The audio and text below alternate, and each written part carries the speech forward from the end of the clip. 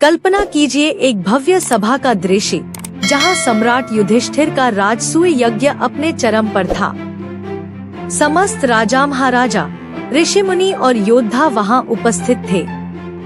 वातावरण गर्व और सम्मान से भरा हुआ था, लेकिन तभी एक तीव्र और कठोर आवाज पूरे दरबार में गूंज उठी।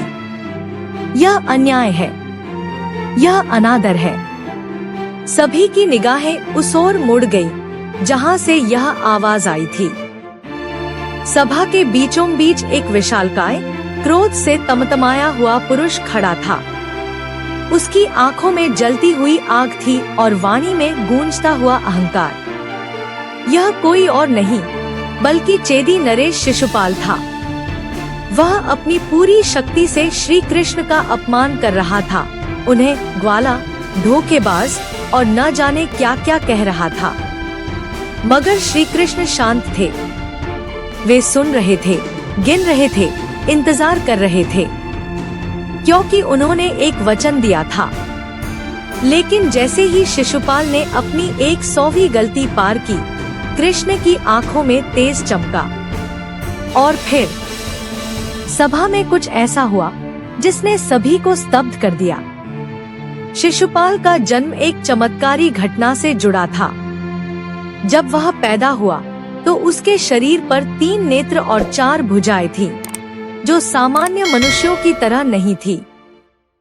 इस विचित्र रूप को देखकर उसकी माता अत्यंत भयभीत हो गई और उसके भविष्य को लेकर चिंतित हो उठी। तभी आकाशवाणी हुई कि यह बालक जब किसी विशेष व्यक्ति की गोद में आएगा और उसके अतिरिक्त अंग स्वतः गिर जाएंगे, तब यह ज्ञात हो जाएगा कि वही व्यक्ति भविष्य में इसका सहार करेगा।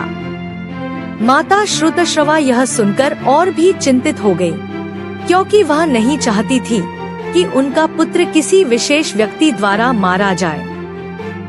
कुछ समय बाद भगवान श्री कृष्ण जब उसे गोद में लेने आए, तो जैसे ही उन्होंने उसे छुआ, उसके शरीर के अतिरिक्त नेत्र और भुजाएं विलीन हो गयी।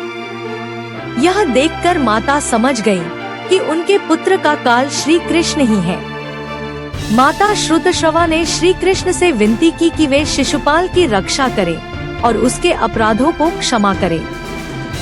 श्री कृष्ण ने अपनी बुआ को यह वचन दिया कि वे शिशुपाल की 100 गलतियों को क्षमा करेंगे, लेकिन यदि वह इस सीमा को पार करेगा तो उसे अवश्य दंडित करेंगे। समय बीतता गया और शिशुपाल बड़ा हुआ। वह अत्यंत अहंकारी, क्रूर और अधर्मी राजा बन गया। उसने अपने स्वभाव के अनुसार हमेशा भगवान श्री कृष्ण का विरोध किया और उनका अपमान करने का कोई अवसर नहीं छोड़ा। उसकी ईर्ष्या और घृणा का एक प्रमुख कारण यह भी था कि वह रुक्मिणी को अपनी पत्नी बनाना चाहता था, लेकिन रुक्मिणी ने स्वयं भगवान श्री कृष्ण को अपने लिए वर के रूप में चुना और श्री कृष्ण ने उनका हरण कर लिया। इस घटना ने शिशुपाल को और भी अधिक क्रोधित और द्वेषपूर्ण बना दिया। शिशुपाल की द्वेषपूर्ण प्रवृत्ति महाभारत काल में और भी अधिक उभरकर सामने आई, जब युधिष्ठिर ने राजसूय यज्ञ का आयोजन किया। इस यज्ञ के अंतर्गत यह परंपरा थी कि सभा में उपस्थित सबसे श्रेष्ठ व्यक्ति को अग्र पूजा दी जाए। जब सभा में यह प्रश्न उठा कि अग्र पूजा किसे दी जानी चाहिए, तो सभी ने सर्वसम्मति से निर्णय लिया कि भगवान श्री कृष्ण इसके योग्य हैं। लेकिन शिशुपाल इस निर्णय से अत्यंत क्रोधित हो गया। वह अपने स्थान से उठकर सभा के बीच आ गया और युधिष्ठिर, भीष्म और अन्य राजाओं के निर्णय का विरोध करने लगा। वह श्री कृष्ण का घोर अपमान करने लगा और उन्हें ग्वाला और धोखेबाज कहकर पुकारने लगा। उसने कृष्ण के संपूर्ण जीवन पर कटाक्ष किए और उन्हें सभा में अपमानित करने का कोई अवसर नहीं छोड़ा। श्री कृष्ण ने शांत भाव से उसकी बातें सुनी और उसकी प्रत्येक गलती को गिनते रहे। जब शिशुपाल ने अपनी 100वीं गलती पूरी कर ली, तब श्री कृष्ण ने अपना सुदर्शन चक्र उठाया और उसे चेतावनी दी कि अब वह सीमा पार कर चुका है।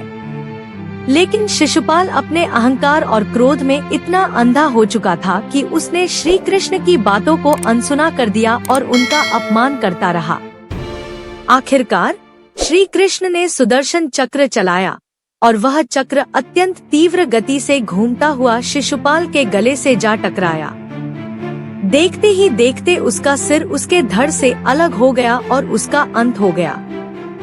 शिशुपाल की मृत्यु केवल एक राजा का अंत नहीं थी, बल्कि यह अधर्म पर धर्म की विजय का प्रतीक थी।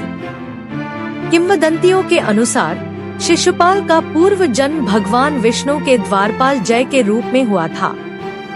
जय और विजय को भगवान विष्णु ने शाप दिया था कि वे 3 जन्मों तक पृथ्वी पर दुष्टों के रूप में जन्म लेंगे और अंततः विष्णु अवतार के हाथों उनका वध होगा। पहले वे हिरण्यकशिपु और हिरण्याक्ष के रूप में जन्मे, फिर रावण और कुंभकर्ण बने और अंत में शिशुपाल और दंतवक्र के रूप में जन्म लेकर भगवान श्री कृष्ण के हाथों मोक्ष को प्राप्त हुए। इस प्रकार शिशुपाल का अंत यह दर्शाता है कि कोई भी व्यक्ति कितना भी बलशाली क्यों न हो, यदि वह अधर्म और अहंकार की राह पर चलता है तो उसका नाश निश्चित होता है।